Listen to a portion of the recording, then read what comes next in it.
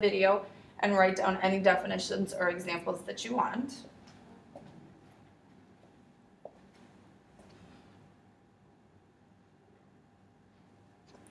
And then here are the last few definitions.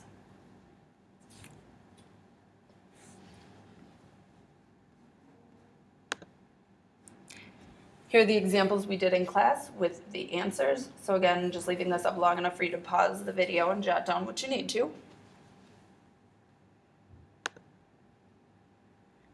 Next example, sorry if this is a little messy. Hopefully you can decipher these. Remember, these are just in order of the directions. So ST, FORM is standard form, and then identifying leading coefficient, degree, number of terms, and type.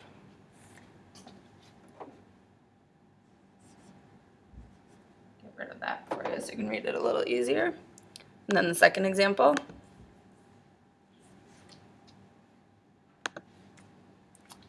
And then finally, we quickly did some adding polynomials. We saw the subtracting polynomials in the review skills warm-up, so we didn't go over that one.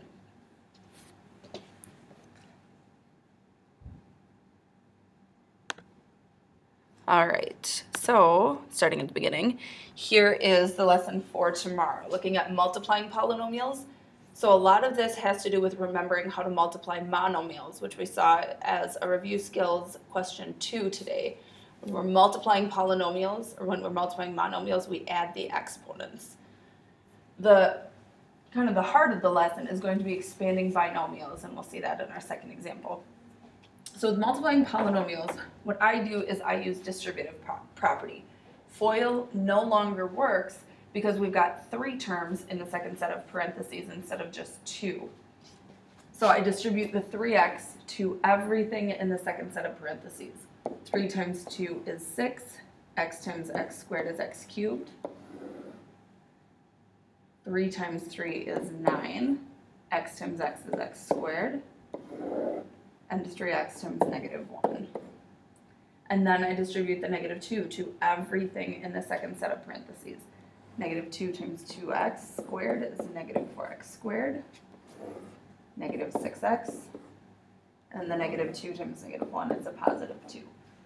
Once I have multiplied, done my full distributive property, then I start looking for like terms. Again, standard form. So I see one term with an x cubed, no like terms. And then I have a 9x squared minus a 4x squared, so we get 5x squared. A negative 3x minus 6x is negative 9x, and my constant is a positive 2. For example B, we need to distribute 2 at a time. So I'm going to multiply these 2 together first, and then I'm going to multiply the last binomial. So since we have binomial times binomial, if you like FOIL, you can use that. Again, I'm just going to use distributive property. So x times 2x, x times 3, negative 2 times 2x, and negative 2 times 3. And we still have that times 3 minus x. I'm going to combine my like terms before I multiply because that'll give me a simpler, less distributive property to do. So we've got 2x squared minus x minus 6 times 3 minus x. So I'm going to go ahead and distribute again.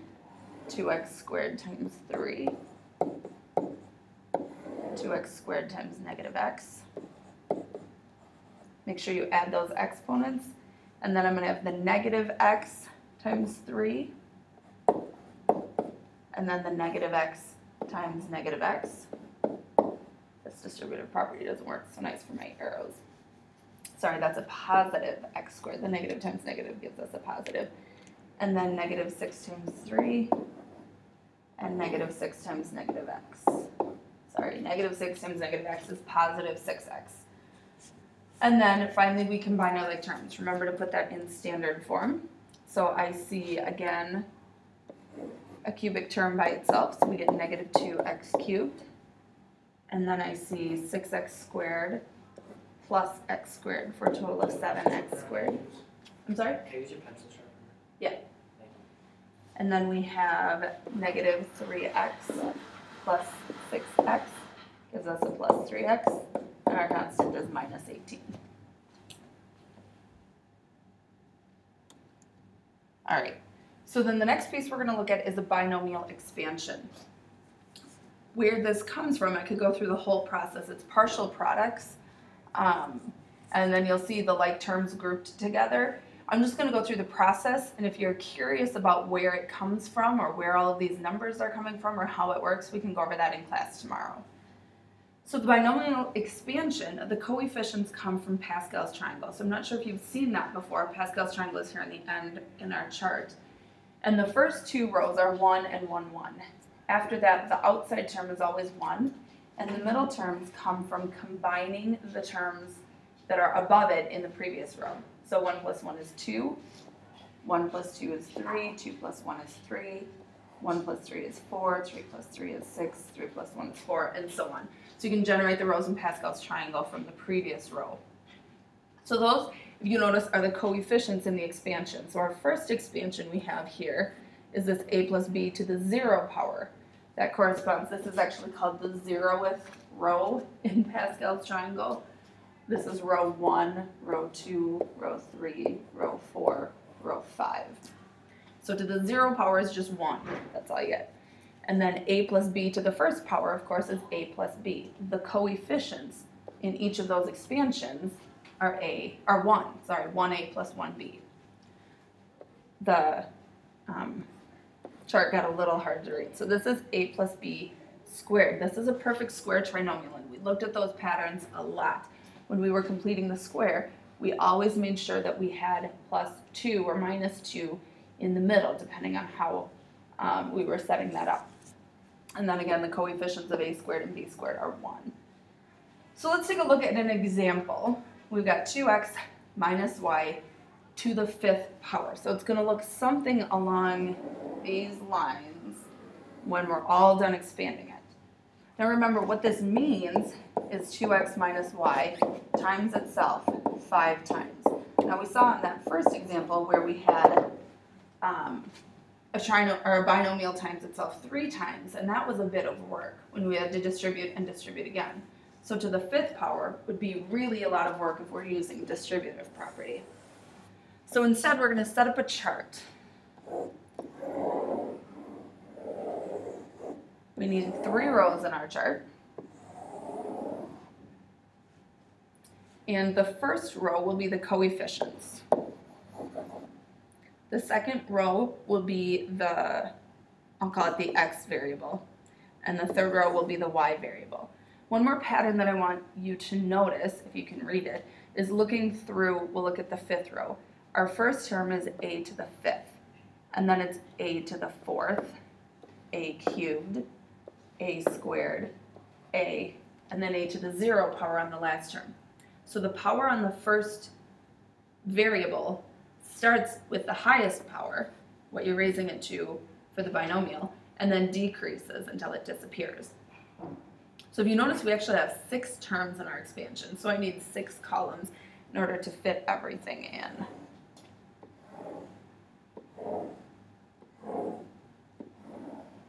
Alright, so in the first row, the coefficient, that comes from the appropriate row in Pascal's triangle. We're raising it to the 5th power, so we need to take those coefficients from the 5th row. So 1, 5, 10, 10, 5, 1.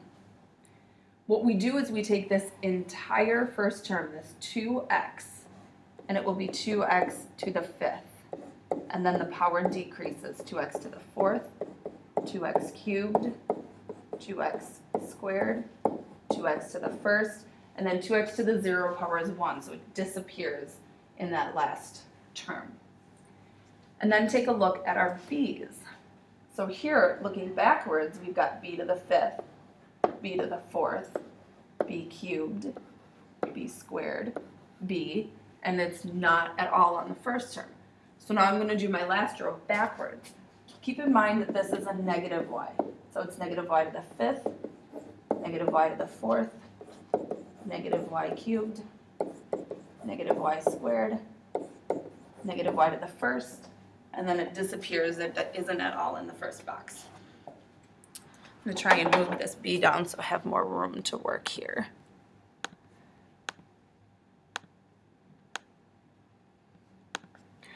All right, and then what we're going to do is multiply vertically. So multiplying these will give us our first term. 2 to the 5th power is 32 x to the 5th. Times 1, of course, is 32x to the 5th. And then I'm going to multiply these to get my second term. My second term is going to be negative because looking at my y row, I've got negative y to the 1st, which is negative.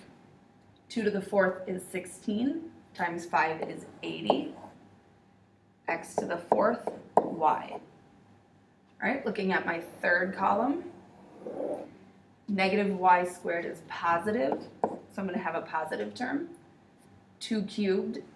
Make sure, sorry, in case you're confused where these are coming from, make sure you distribute that cube to the coefficient as well as the variable.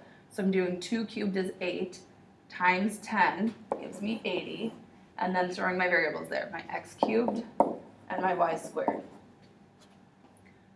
Fourth column, I have negative y cubed, which is going to be negative. 2 squared is 4 times 10 is 40. X squared y cubed. Next row, I've got 2 times 5 is 10. It's going to be positive because a negative to the 4th power is positive. So we have positive 10x y to the 4th. And finally, in my last column, I have negative y to the 5th.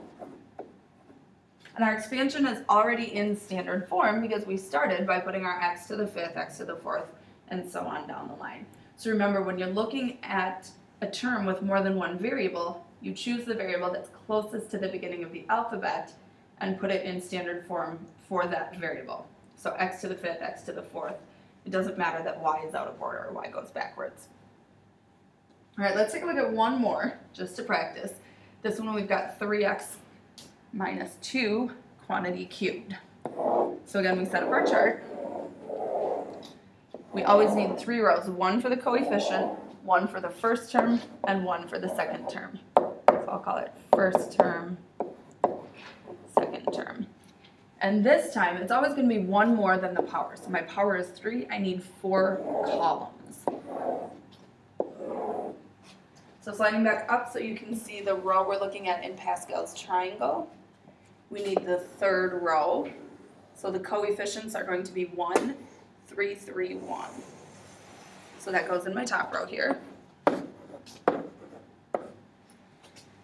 And then the first term, remember, is 3x to the highest power. In this case, our highest power is 3. And then the power decreases until it disappears in the last box. And then we look at our second term, we start backwards. So our second term is negative 2 to the highest power of 3, and it decreases as we work our way forward.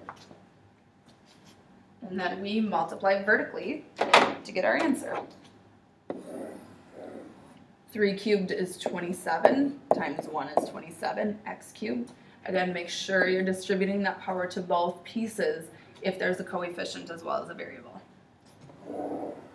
My next row, 3 squared is 9, times 3 is 27, times negative 2 is negative 54, x squared. My next row, 3 times 3 is 9, negative 2 squared is 4, 9 times 4 is 36, x. And my final row, negative 2 cubed is negative 8. All right, that is it. Make sure that you write down any questions you have so that you can ask those first thing tomorrow, as well as one of the review skills warm-ups will be going over this material. So you'll get to see it again in class and ask questions then as it jogs your memory.